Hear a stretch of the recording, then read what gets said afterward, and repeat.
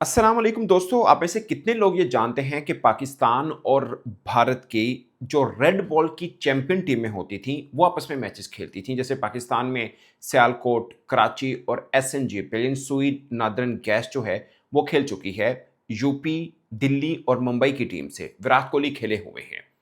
पाकिस्तान जो एक ही मैच जीता था, वो एसएनजेपीएल जीता था, जिसके कप्तान मोहम्मद हफीज़ थे। ये बात मैं क्यों कर रहा हूँ, पहले मैं थोड़ा-सा आपको इसका रिकॉर्ड बता देता हूँ, उसके बाद जो बात करने का मकसद है, वो मैं आपको बताऊँगा। ये 2006 से शुरू हुआ था कि पाकिस्तान और भारत की, यानी उनकी रणजी ट्रॉफ़ी की जो चैंपियन टीम होती थी और हमारी कायज़म ट्रॉफ़ी की जो चैंपियन टीमें होती थीं, आपस में मैच खेलते थे। उस टूर्नामेंट का नाम था मोहम्मद निसार ट्रॉफ़ी।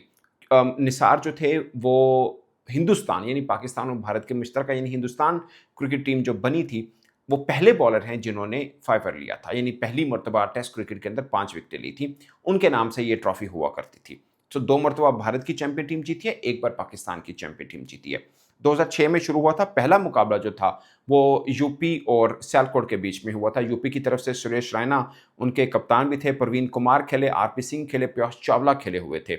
और पाकिस्तान जो सियालकोट की टीम थी, उसमें मोहम्मद आसिफ फास्ट बॉलर वो खेले हुए हैं, इमरान नज़ीर खेले, अब्दुर्रहमान, मंसूर अमजद, शुएब मलिक, शाहिद यूसुफ, ये सब खेले थे। आसिफ ने 6 ओवर ही किए थे, 2 खिलाड़ियों को आउट किया था, फिर इंजर्ड हो गए थे, बॉलिंग नहीं कर पाए थे। इमरान नज़ीर ने पहली इनिंग में 100 किया था, ये भी इंजर्ड हो गए थे, दूसरी इनिंग में बैटिंग नहीं कर पाए थे।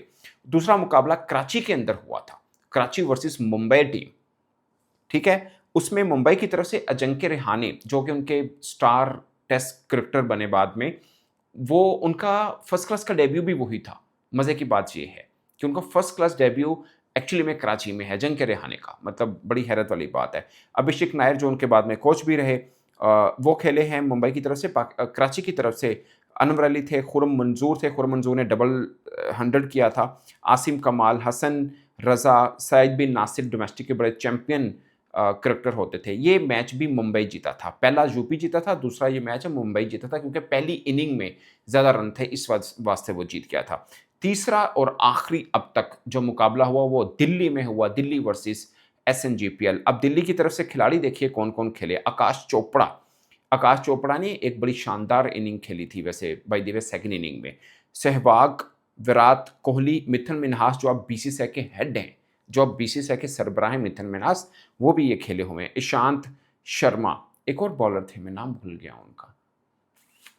कौन कौन थे? खैर, एसएनजीपीएल से सुने।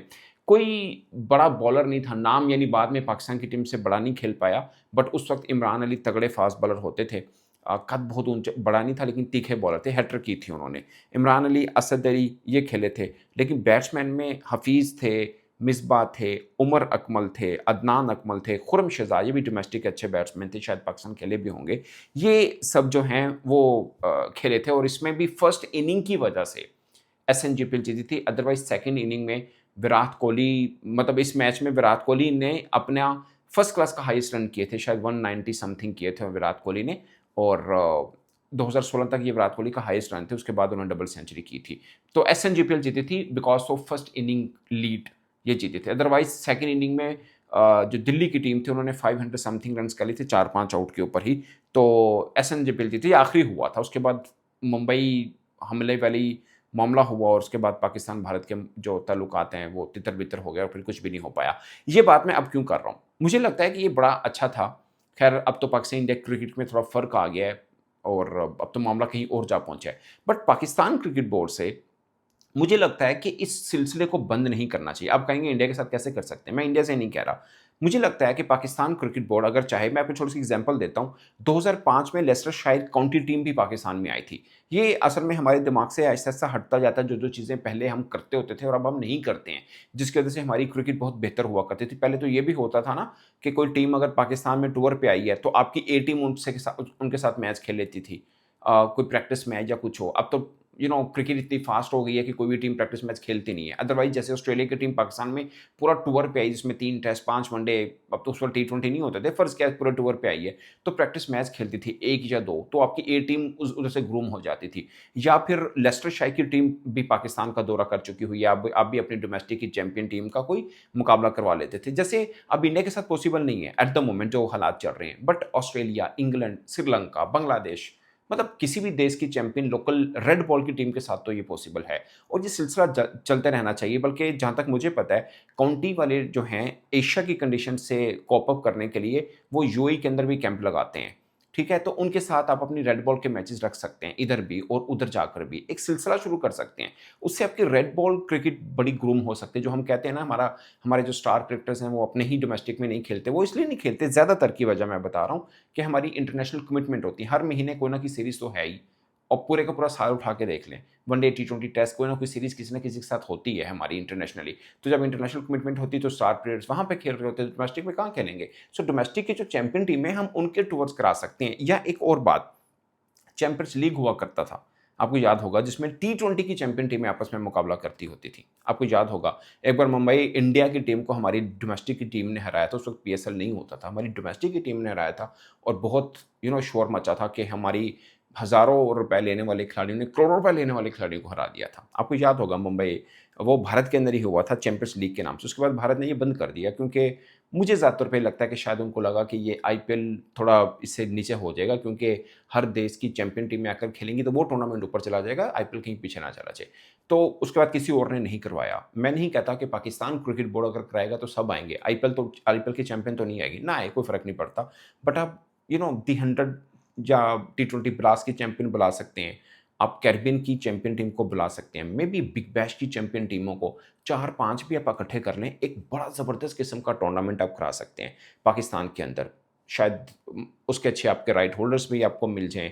आई डोंट नो, वो प्लेयर्स भी इस तरह पॉसिबल किस हद तक हो सकता है। सबको नहीं तो आप हर साल 4-5 टीमों का रख के करा सकते हैं, उसमें कोई ना कोई फ्री होगा। लाइक अगर आप 5 टीमों का करवाते हैं, कभी साउथ अफ्रीका फ्री होगा। अब न्यूज़ीलैंड भी अपनी लीग क्रिकेट करवा रहा है, शुरू करने लगा है अगले साल से। अदरवाइज़ उनकी नेशनल टी20 तो होता है, आप उनकी चैंपियन टीम को बुला सकते हैं, कैरिबियन को बुला सकते हैं, श्रीलंका प्रीमियर लीग, एसए टी20, शायद इंडियन ऑनर्स हैं वो ना आएँ, but Big Bash, the 100, the Blast, Bangladesh Premier League, आपकी अपनी आईएलटी। सो इनमें से आप 4-5 टीमों को, एटलीस्ट सबको नहीं तो 4-5 टीमों को बुला सकते हैं। अगर सक्सेसफुल हो जाता है तो बाकी टीमें भी इस तरफ को आ सकती हैं। सो मुझे लगता है कि आपको कॉम्पिटिशन लेवल बहुत अच्छा मिलेगा और आपकी पीएसएल भी थोड़ी उससे जमेगी, और एक वो टूर्नामेंट जो कोई भी नहीं करा रहा हो, जिसमें बहुत बड़ी कमर्शियल वैल्यू है, मुझे लगता है वो पाकिस्तान को इनिशिएट कर लेना चाहिए।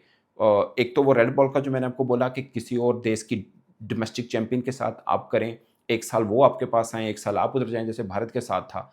एक बार वो यहाँ पे आए, 2 बार हम चले गए थे क्योंकि स्टार्ट वहाँ से हुआ था। अब फ़र्ज़ करें आप अगर करते हैं ऑस्ट्रेलिया के साथ कि उनकी रेड बॉल की चैंपियन टीम के साथ आप अपना कराएँ, आप उधर भेजें, उनको इधर बुलाएँ, आप होस्ट करें। सो ये एक बड़ा ज़बरदस्त एक आइडिया है। मैं एक रील देख रहा था, उसके बाद मेरे ज़हन में आया कि यार इसके ऊपर वीडियो होनी चाहिए।